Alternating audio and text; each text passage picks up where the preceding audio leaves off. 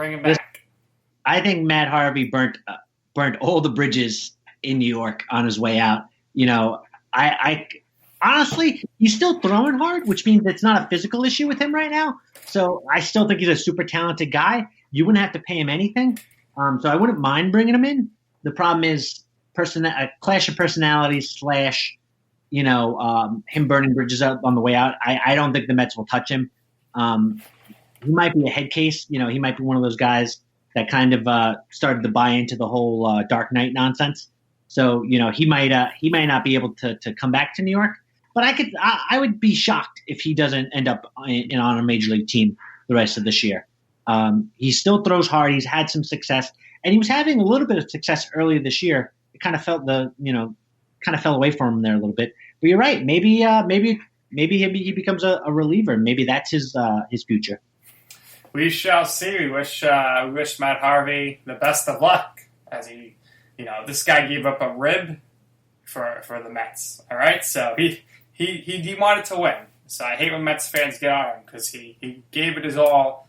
And just think, John, 2015, if the Mets win that series, this guy's an absolute legend, and no one ever says a bad word about him, despite whatever happened after 2015. Yeah, honestly, and when you really think about it, it's not his fault. Terry Collins should have took him out of that game. Terry Collins is being a pushover is the real villain here. And I know Terry's a good guy and crying and everything. And I like Terry, but listen, you're not the player. You can't make an emotional decision. You got to make the right decision, and you got to see that this guy's gassed. Look at his pitch count. Look, it's the end of the year. He's throwing a bazillion innings. Get that guy out of there. And hey, the bullpen might blow the game anyway. But if you walk out there, you got to walk back. You got to take that ball from him. You don't walk out there and let him fucking tell you no. That's the way I looked at it. And I think that's kind of why the Met fans were a little upset that Harvey pushed to stay in and then got rocked.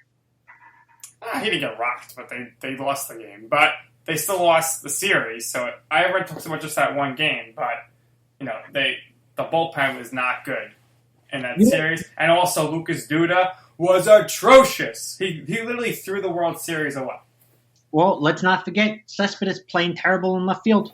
Let's not give him I know that he carried us through the playoffs, but left field in the World Series, he's making can of corn mistakes because he's not catching the ball with two hands, lackadaisical. Like if you can't be intense during the World Series, when can you be? When I think about 2015, it's only 4 years past us now, and it's crazy to think because it feels like a decade ago.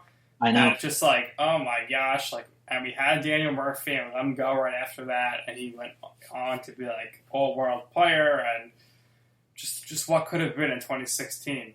Justin Turner, we let him go. All of a sudden, he's hitting 30 home runs every year.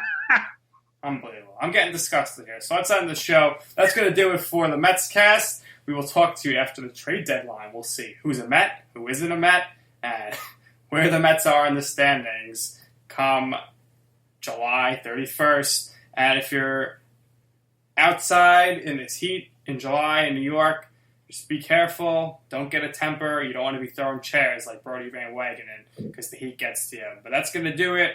Hopefully the Mets get healthy. Who knows, John? Maybe we'll have a Jed Lowrie update for you on the next show. But that's all for the show. Let's go Mets.